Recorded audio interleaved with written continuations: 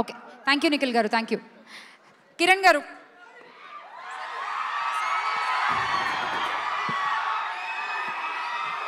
అందరికీ నమస్కారం. Thank you. ఆ సౌండ్ చూసారా అసలు? ఒక్క నిమిషం.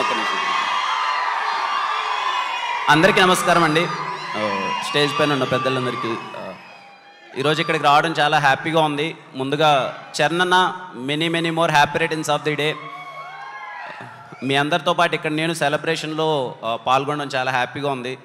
ఏవి చూస్తుంటే నాకు చరణ్ అన్న సినిమాలన్నీ నేను సెలబ్రేట్ చేసినవన్నీ గుర్తొచ్చేస్తున్నాయి.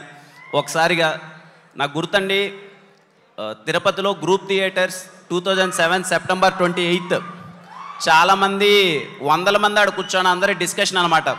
అరే చిరంజీవి గారు అబ్బాయి డాన్స్ చేస్తారా, డైలాగ్ బాగా చెప్తాడా, వాళ్ళ నాయనకి మించి చేస్తాడా చేయడా, అన్నీ ఎంతవరకు ఎలా చేస్తాడో అని చెప్పి మొత్తం అందరూ డిస్కషన్లు అన్నీ పెట్టారు.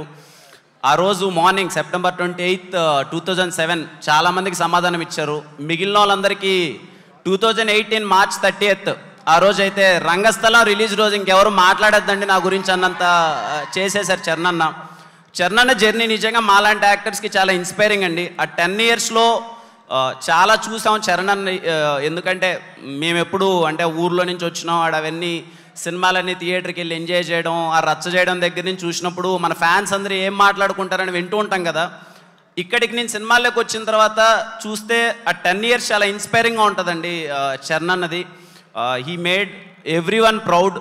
ఈరోజు గ్లోబల్ స్టార్ చరణ్ అన్న. చాలామందిని అంటే నాకు తెలిసినంత వరకు ఏ యాక్టర్ అంత రెస్పాన్సిబిలిటీతో లాంచ్ అవ్వలేదు.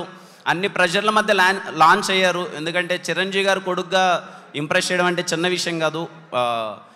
అందరూ చాలా ప్రౌడ్గా ఫీల్ అయ్యారు ఆ విషయంలో. థ్యాంక్ యూ చరణ్ అన్న. And once again many more happy returns of the day.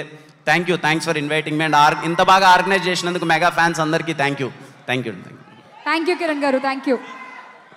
Sir Kiran గారు, మీ చేతుల మీదుగా ఒక ఫెలిసిటేషన్. PSK group